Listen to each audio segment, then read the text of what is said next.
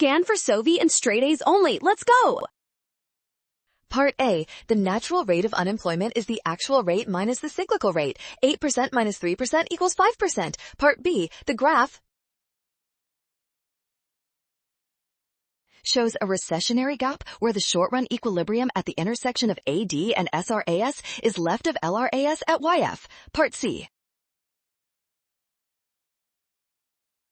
Nominal wages and resource prices will fall due to high unemployment. This drop in cost shifts the SRAS curve right until reaching full employment at YF,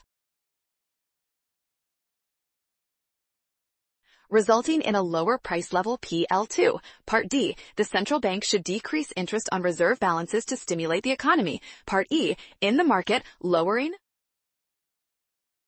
Great job working through that. Scan the code. You can learn better with Sovi. Watch out for sign errors and always double check each step carefully.